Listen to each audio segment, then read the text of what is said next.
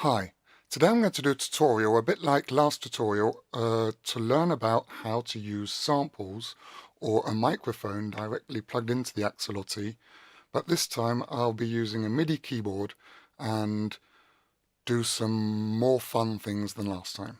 So to start off, I'm going to do a new project. So File, New Patch, Full Screen, here we go.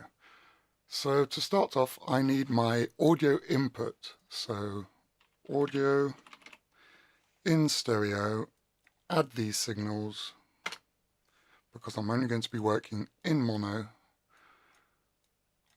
and then this signal I'm going to give it some gain because my microphone is quite low. Let's say ×4 or something. This seems alright. And then this signal I'm going to record it into tables. So I'm going to do like last tutorial. First do a quick drum, a four-track drummer machine. So let's get an object called table record.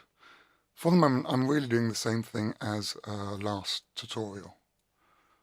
So I'm just going to record 4 different tables for my drums and call them drum 1, drum 2, drum 3 and drum 4.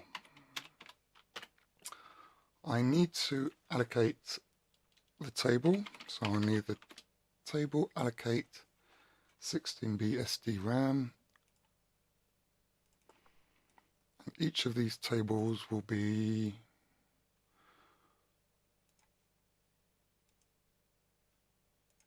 32,000 in size.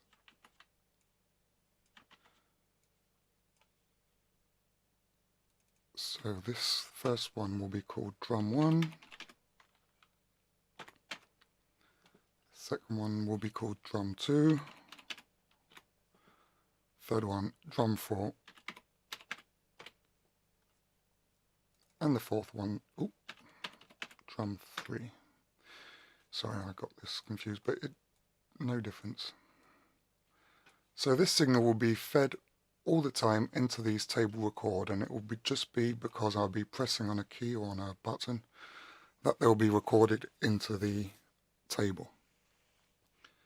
So I'm going to use on my MIDI keyboard here these 4 pads. So these pads actually send CC signals, so I'm going to need the object MIDI /in/cc, and here I can choose the CC. So the first pad here is sending me 100 CC 100. So each time I press that, it sends a trigger, and that trigger goes into the drum 1. So I'm going to do this for each one. The next one I think is 101. Yes, 101. And it's 102 and 103.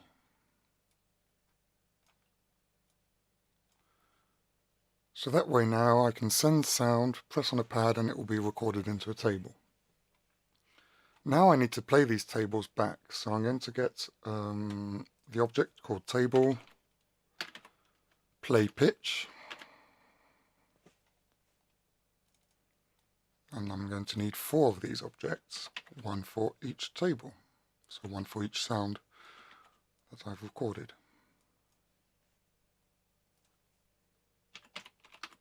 And the name will be drum 1, drum 2, drum 3 and drum 4. So to be playing these samples, I'm going to use a sequencer. So I first need a clock, so LFO square. You can use a MIDI clock or something or whatever. I just want an LFO that's going to go into an object, a community object made by SSS called it's called Shuffling Gait Sequencer. So it's in the sequencer and it's called Shuffling Gait Sequencer. And then my clock here goes straight into the trigger of this object, and each of my outputs come and play these sounds. So this object does need a few extra objects for it to work. So it needs a table, and the table is going to be recorded onto an SD card. So SSS has great objects for this called Save Load Preset. So here I'm going to put the name of the table. So I'm going to call this drum machine, or just drum all by itself. Yeah, drum, okay. And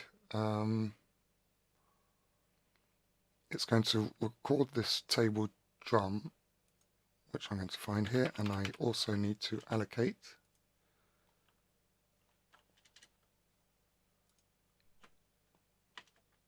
So for the drum it needs to be 32 bits. So table allocate 32-bit SDRAM.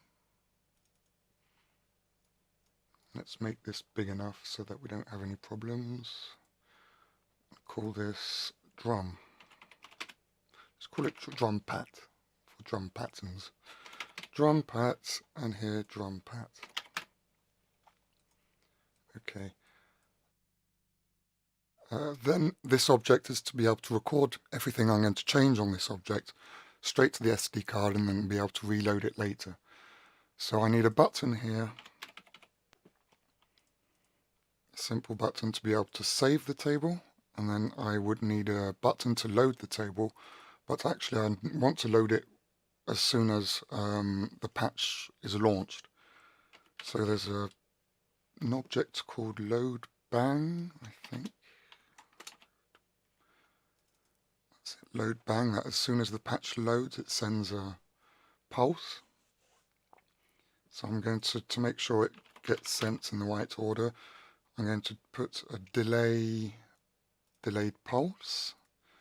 So as soon as this has a raise in the signal, so a trigger, it's going to wait a bit and then send another trigger. So let's wait a few 100 milliseconds before sending the load, and then wait a bit more and send here program load to load the program. So that way it first loads this table and then it will load it into here and at startup. I also need the file name for this save load preset object. So I need a string, and I'm going to call it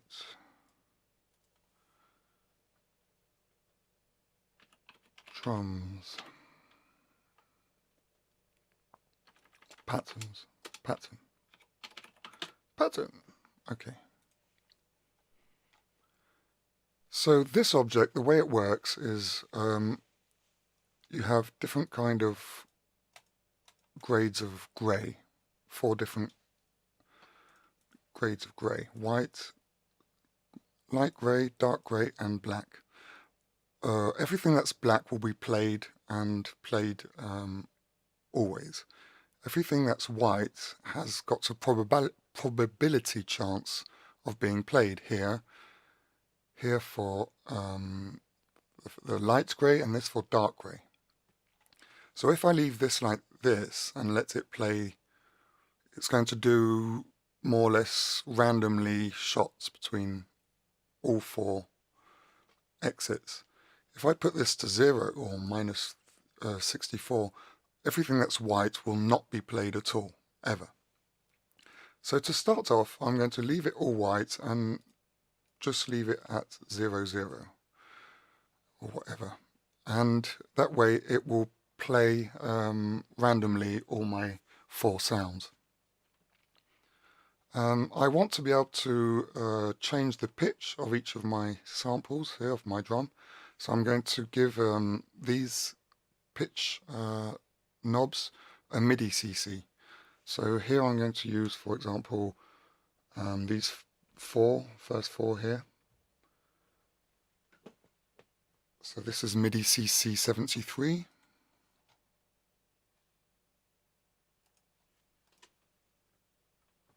This is 75.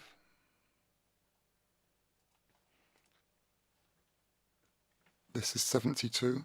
So you don't need to have a MIDI controller. You can actually use a DAW or software or something. And this is 91.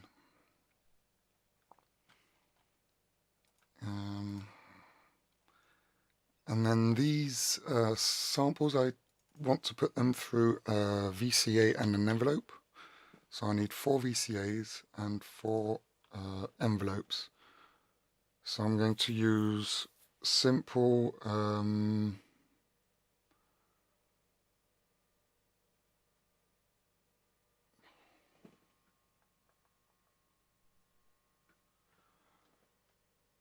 going to use simple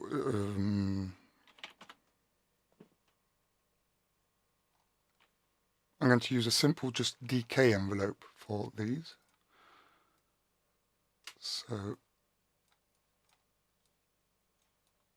multiply this by 4 because I've got my 4 different signals. Each table play pitch, which is a sample player, goes into the VCA. The VCA is controlled by the envelope, which is only a DK, and this envelope is triggered by the same trigger that sends the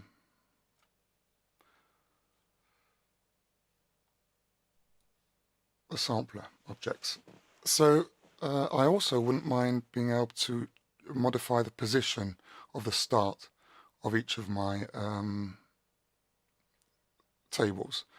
So this box is called Sebti, and I've made an object which has all my buttons and my knobs already prepared. So for the position of each of these samples, I'm going to use these 4 buttons here. No, let's use just these 4 bottom ones. So this is 15 position. It's positive signals, so I don't need to use unipolar to bipolar. So here I've got the position of each of my 4 drums. Okay. This is my pitch, and then here I'm going to on the next 4 do the DK. So this is 92.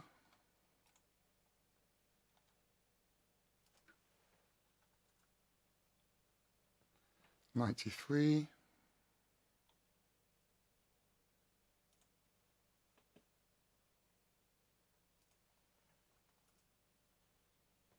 94, and probably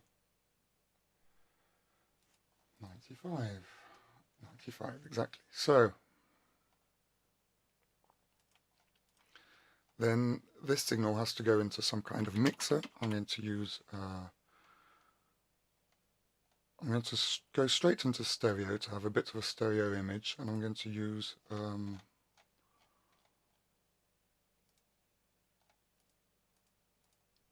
two mix 8 objects sent straight into my audio out. And then each of these are going to go into the first 4. So if everything's in the middle here at 32, there's no difference. Everything will be coming out the same volume on both sides. But as soon as I put a bit more to one side, I can have more of a stereo image. So I can do do something like this and leave these two more or less centered. Okay, so normally I can at least test all of this. Probably won't work at the beginning because I haven't recorded this pattern, so the first time it might not work, but let's test it. Let's just save this first. Okay, and let's test. Hey, hey, hey, boop, boop, boop, boom, boom, boom, part two, two.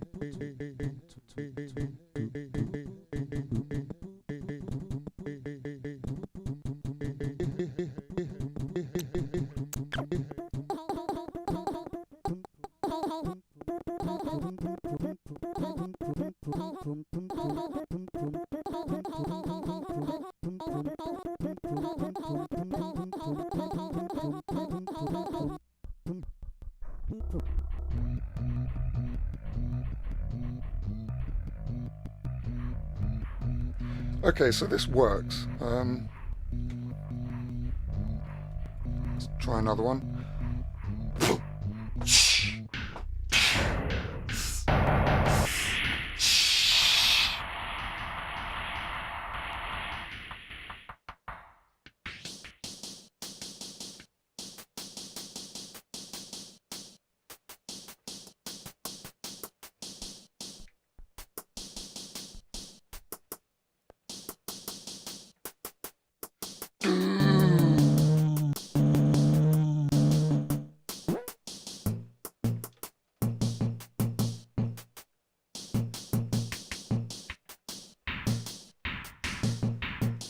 Okay, so it works quite well actually. I needed just a bit more gain and record some better sounds into the microphone. So this works. Here I've got the starting position, so all depends if, well, the time use. And then here I've got the pitches. It's inverted, but it's not too much of a problem. You can always change that if you want. And this is the decay.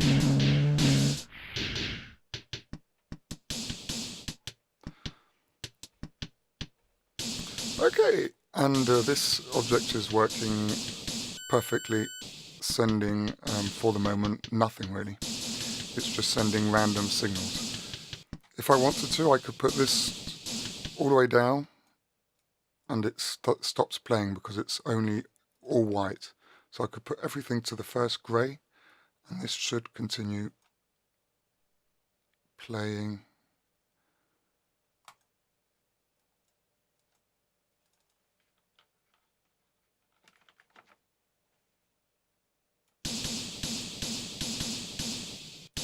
So this is the same.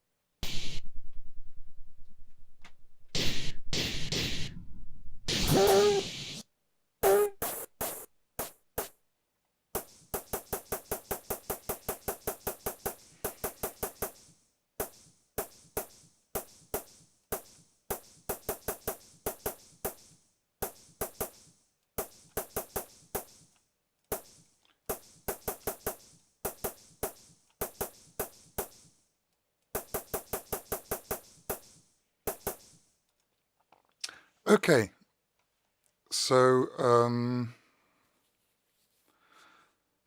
this is for the drum part. I'm going to now skip straight to the second part, which is going to be a kind of bass synth, always recorded by the microphone and played by an arpeggiator. So the first thing I need to do for that is record an extra table, which is going to be called, let's call this note, because I'm going to mainly record a note and be playing a note with it. I need a button to record this note, so I'm going to use this one here, which is 110.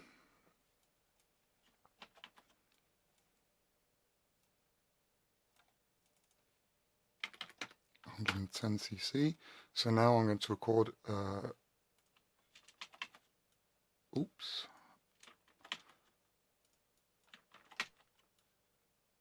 this into a table. Let's make this one a bit bigger. Yeah. Call this note. So for the arpeggiator, I'm going to use another community object called Arpeggiator by CP Wits. So let's go and find that. CP Wits Midi Arpeggiator. Here we go. Perfect. So this object, I'm going to need to feed him a clock. That's lucky, I've got a clock here, and I'm going to control it with my keyboard, which is in MIDI channel 1. So I just need to put MIDI channel 1 here and then plug the clock straight into it. But I also want to be able to divide the clock a few times. So I'm going to use a toggle object here a few times. Let's say 3, and then get to mux object with 4 entries, and these entries are going to be either the straight clock signal or the clock plus toggle. So it's going to be toggling, where it's going to be sending the signal divided by 2, so 1 clock out of 2. Sorry, I'm getting all confused. And then this one will be 1 out of 4, and the other one will be 1 out of 8. So it just divides the speed of the clock. And to trigger this mux, I'm going to just use a counter and some buttons. So let's use a counter with up and down, and then get MIDI CC.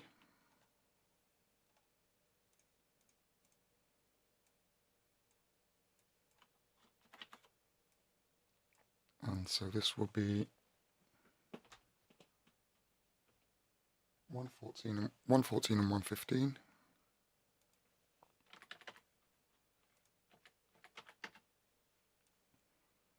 $115 to increase, 114 to decrease, and this goes up to 4. So this will just divide my clock signal.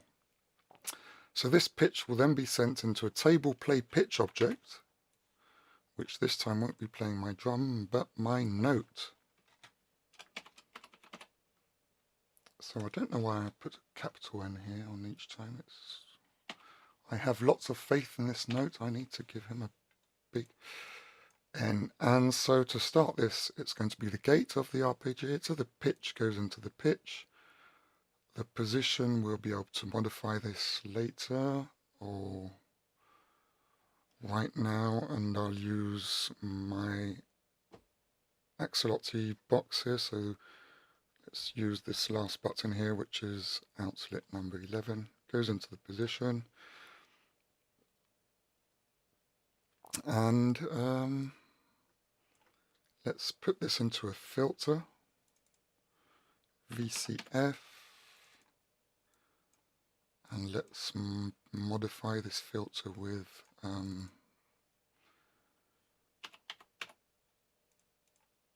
my Axoloti, so pitch, and this will be this big button here. Or no, let's do it these two. So 1, 2, 3, 4, 5, 6 and 7. 6 and then 7 will be resonance. I'll keep these just for something else later. So put resonance down. I probably want some envelope because this is going to be some kind of bass synth. So let's just take a simple AD envelope maybe, yeah. And a multiplier. No, I don't need it. Oh yes, I do. Multiplier and a plus object for this pitch here. So this pitch will either be, I actually need this to be unipolar. Okay.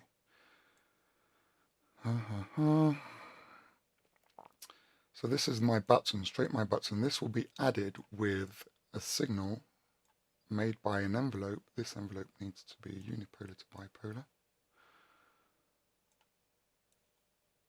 And so this is the envelope sent by the gate.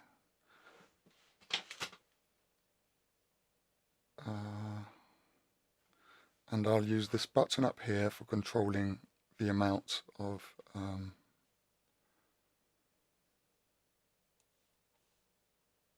envelope I'm sending into this plus object. So more I put, more it's being multiplied by a high signal, so more envelope I'm having. And this envelope, I'm going to put it on these first two buttons. So 74 and 71. Because I don't think I've put anything there for the moment. 74 and 71. And then this signal is sent into the pitch. Okay, so this can be sent to both outlets. Okay, so what else needs to be done? I wouldn't mind having an extra button to be able to pitch my sample here. So I'm going to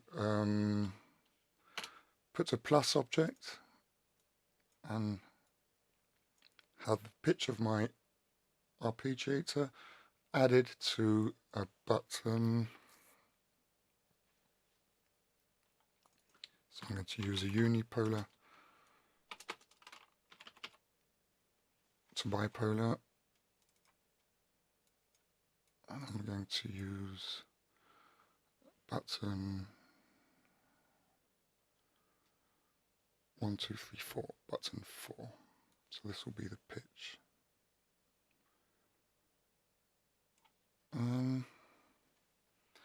I probably need to go into some kind of envelope maybe here too. So VCA, I mean other than the filter envelope. Actually, it's probably enough actually. Let's just leave this with a filter envelope for the moment. So I wouldn't mind being able to control my arpeggiator a bit. So the direction, this is fun to be able to do random or backwards. Note length, I'm going to put it to a minimum because I'm just using an AD, so it's just a single trigger sent to my envelope. There's no hold, so I don't need note length. Velocity I don't need, it's all sent at the same volume, but I don't mind having octaves and direction here. Hold I'm not going to put because the sustain pedal, that means CC number 64 actually works automatically on this object like it can on the polyphonic sub patch. So for these directions and octaves, I'm going to do the same thing as I did here. I'm going to use buttons and a counter. So I've got 1, 2, 3, 4, 5 different possibilities here. This is for direction. And these will be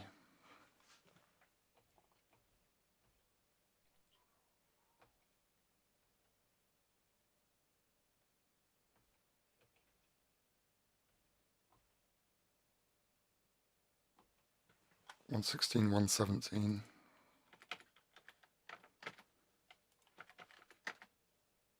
And same thing for octaves, whatever. So this is 4. And let's do it. The next ones is 25 and 26.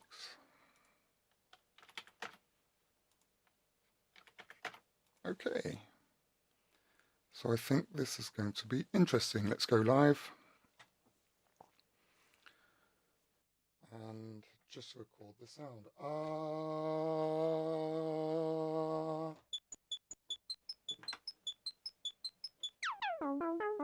So this is my tune button. So this works. This is cutoff. Sorry, resonance. Here's the cutoff. And here's the envelope amount.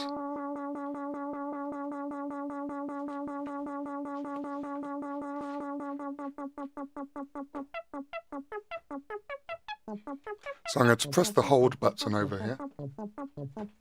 Oops. And then I'm going to test these buttons I've done. So the first one slows it down. The next ones do the direction. Here it's coming down, up and down, random. Probably played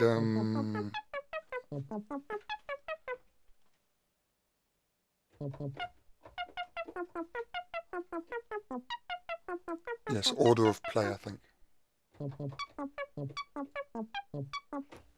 And then up.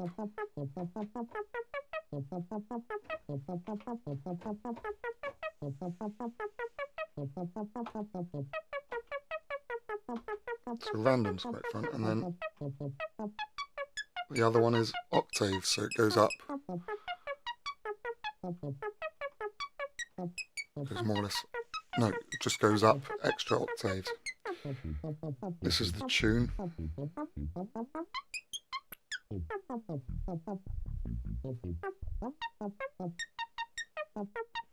And then I can still do my drum samples.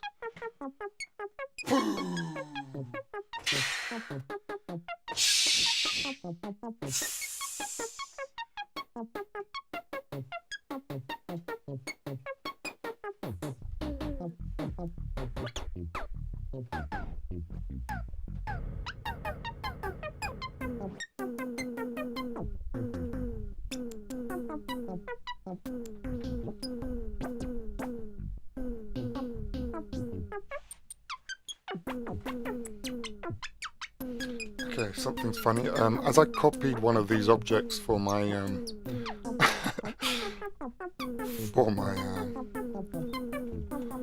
my arpeggiator here, I've got my drum. My 4th drum is also controlling here, so I don't actually need any MIDI CC for this because it's coming in from this button here. But if I was using a DAW or only my keyboard and I didn't have any buttons, I'd probably put some other CC number with a different controller.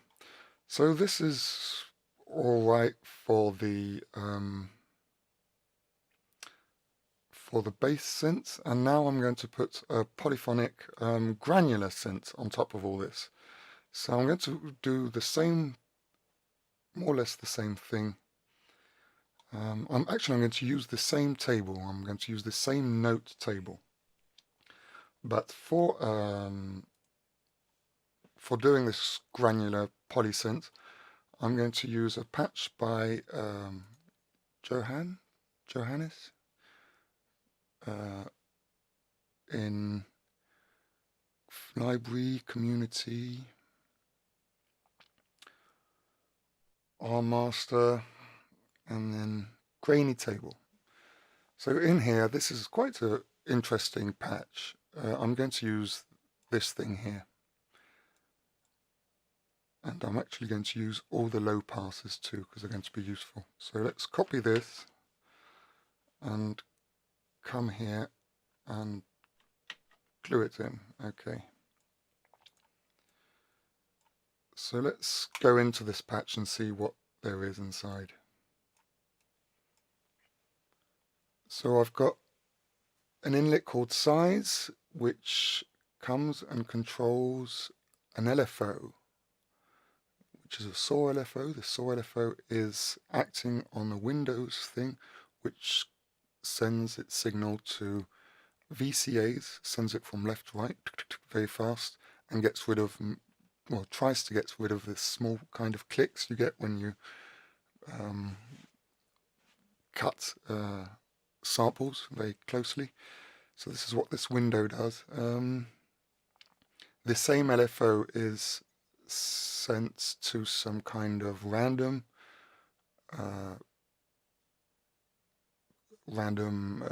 generators. These random generators are multiplied by different inlets. So there's the inlet pitch variation, which gives more or less random measurement on the pitch, and you've got position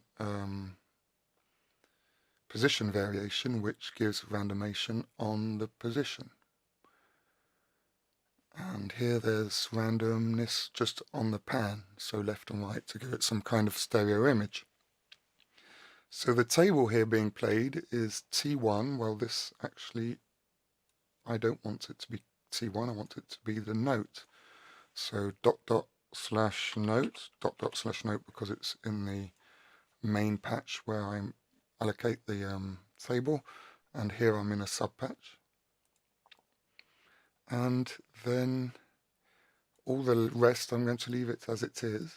I'm going to put the polyphony down to, let's say, 10, and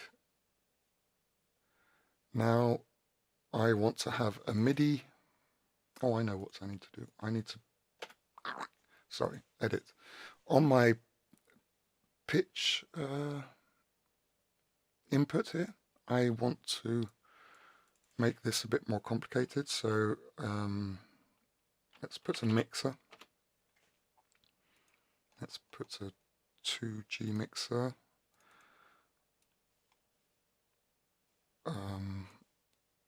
I'm going to keep my pitch inlet, but let's make this kind of a fine pitch. Oh no, let's make this just normal, complete. Sorry.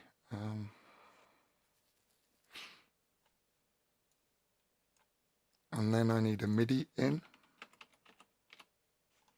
from my keyboard.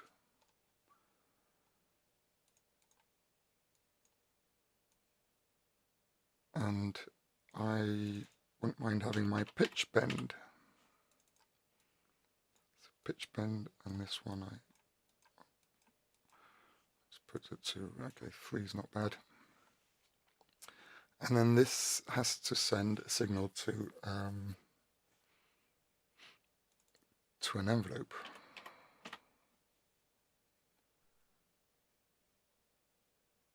So let's make an ADSR. Well, no, let's make, oh, okay, ADSR is fine. So this will be sent by my keyboard, and this has to be multiplied by this envelope. So I need multipliers, and my VCA is this signal .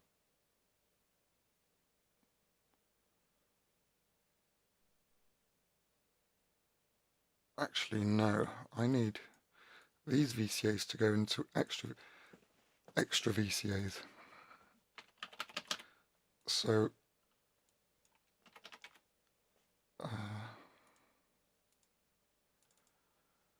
why? Because I'm sure if I multiply or add something else, envelopes, it will do something wrong with this windowing. I'm quite sure about this. So this is just a normal stereo VCA with an envelope, and let's make these available. Let's make this available too in case. Actually, no, we don't need this.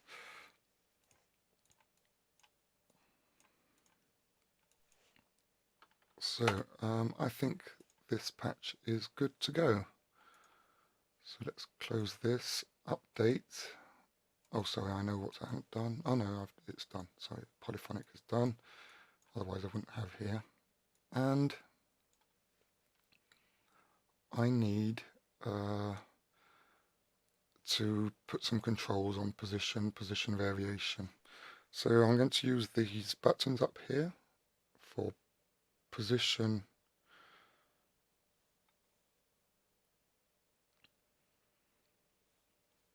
So let's not have any pitch variation because it actually, for what I want to do, it's going to be not very useful.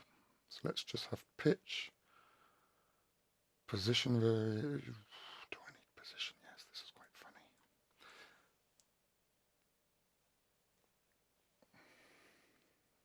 So let's have pitch first. So it's 1, 2, 3, 4, 5, 6, 7, 8.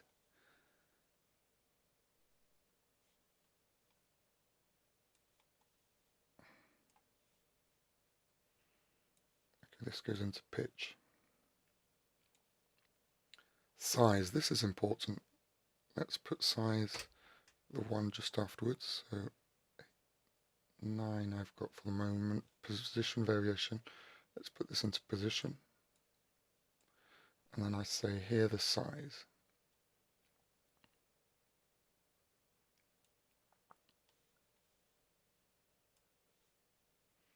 And I haven't got anything on position variation. Let's just put a dial.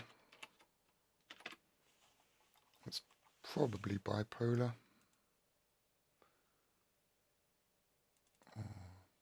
I'm not sure. Anyway, let's put positive. Put position variation and put this onto a knob. 78. Okay, I've got 5, 1, 2, 3, 4, 5.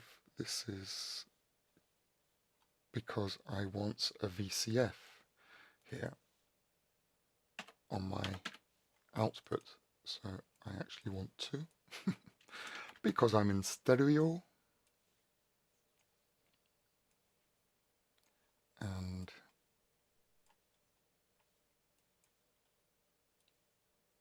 I want this to be controlled by my last 2 buttons on my Axoloti. So the first one is outlet 2 for the cutoff.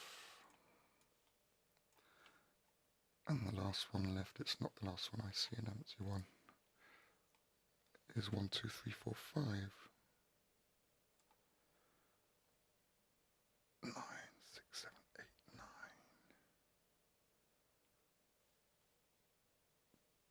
Pitch is 8.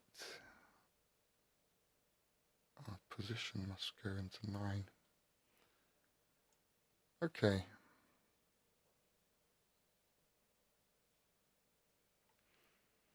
Size, position variation is the button over there with the CC, and this is pitch. And all that's played into the keyboard going into this, and we've got an envelope here. Let's put full sustain, or nearly full sustain, and bits release. And what's this square button here? Oh, the LFO speed, okay. And then this goes into input 6, and let's make this fun reverb. I actually prefer to have quite a bit of reverb on when I use this.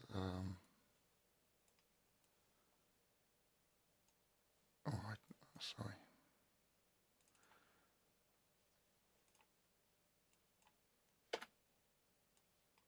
This kind of granular synth, because it can be quite hard to listen to.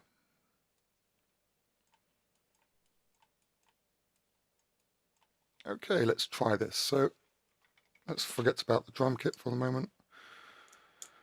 And my button is ah.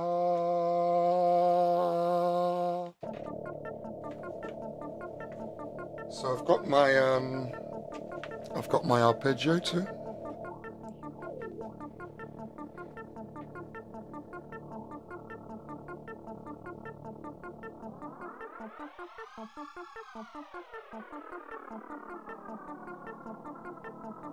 So this was the pitch, this is the size of my grain, and this is the position.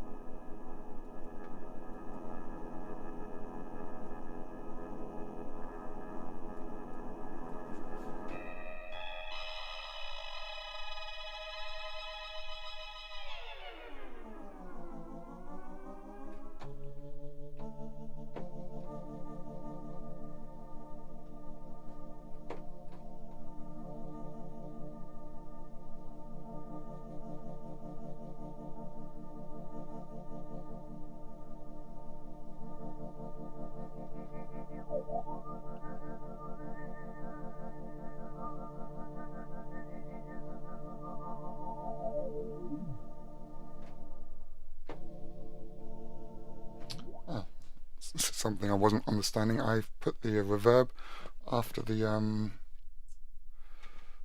not after the filter. So let's just mend this.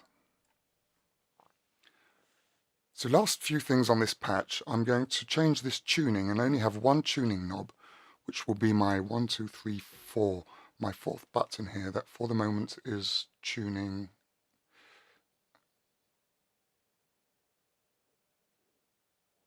the arpeggiator. So I also want this one to come and tune the pitch here of my granular synth. So this way I'll only have one knob to turn the tune of both synths, and they'll always normally be in tune. I might need to tune one to the other. I don't know, normally not. The other thing I wouldn't mind having is for this granular synth on the pitch, the choice to have it an extra octave higher or lower. So to do this, I'm going to go through a cell object, a demux, or mux, sorry. That's it, mux object, and I want, let's say, 5. And this is what I'm going to add to my pitch given by my knob. So there's the pitch given by my knob, bipolar, and then I also need a different choice of either plus 12 or 24 or minus 12 and 24. So here I'm going to put some bipolar dials. The first one will be 0. Let's try and make some room.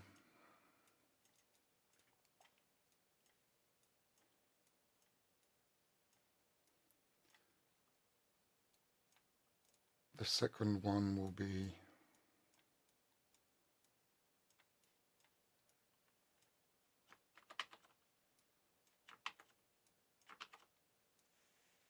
minus 12. minus 24,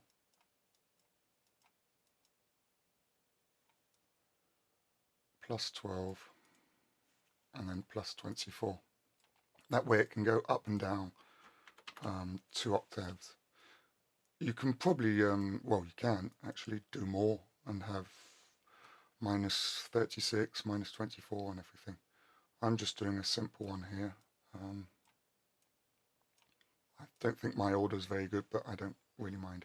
And then to go up and down this mux object, I'm going to do the same thing as here. Just use 2 buttons and a counter. So here's my controlling objects. Sorry, my patch is getting a bit messy, but I want it all to more or less fit in the same screen. So for this I need to go up to 5 again, and my controls will be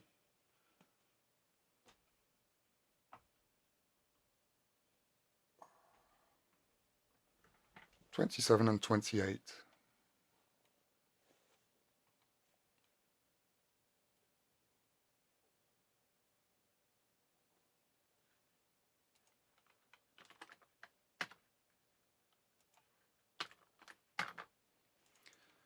So normally now, if I go live, it should work. So let's test the granular synth. I haven't put any volumes here.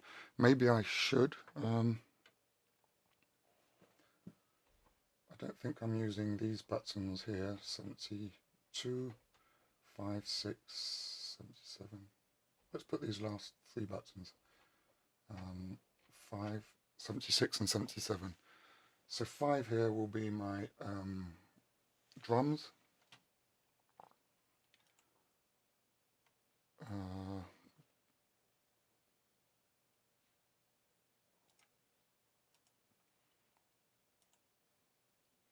Sorry, this is going to suddenly put everything all in mono.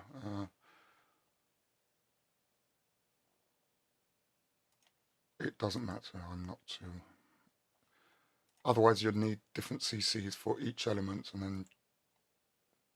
But I'm doing this for fast and simple. I haven't got much time in this tutorial. So these are the drums, and the 4th one too.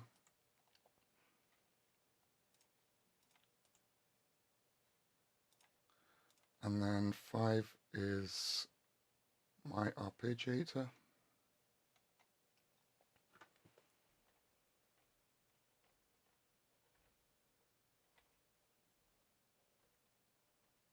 So this will be 76.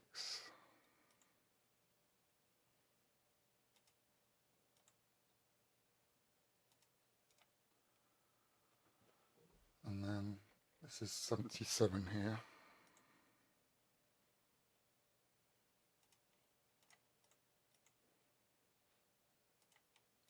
And the reverb 2. So only the drums will be in mono. The others will keep the stereo. There's other ways of doing this. Anyway, let's go live and test something. So let's make a sound in the microphone.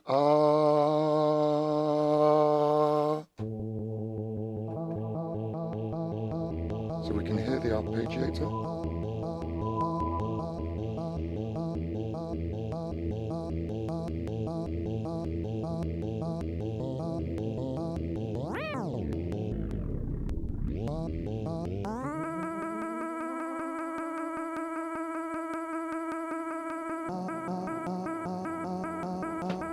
So let's put down the arpeggiator.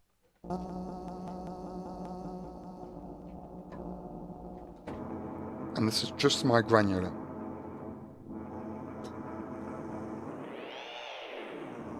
This is the pitch. And then here is the grained start. This is, I think, never remember. This is definitely the size here. So this is position, variation. Yep. And this is position of start.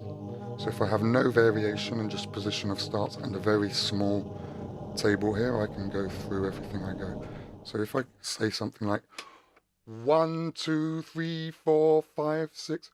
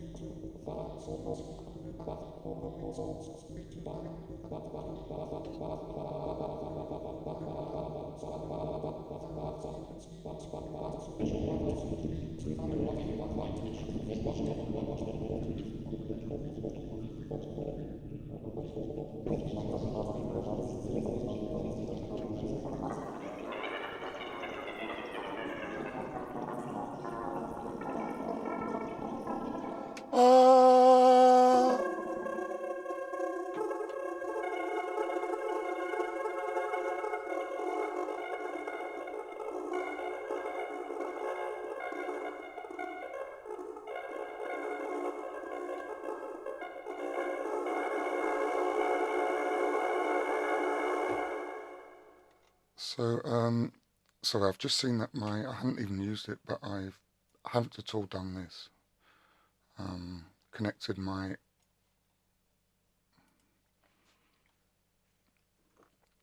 So let's go live and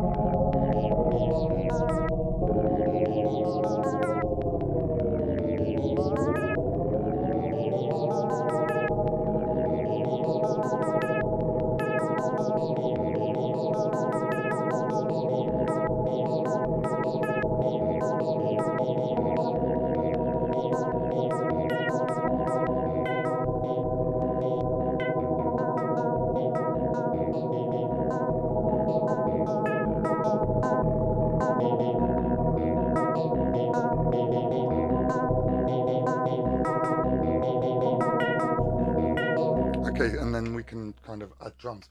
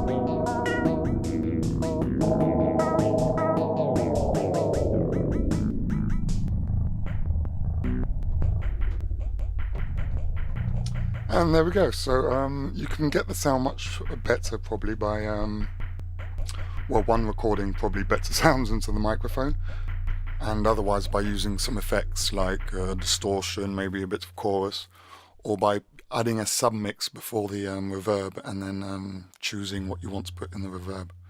You can also save your samples into files on the SD card and load them up later.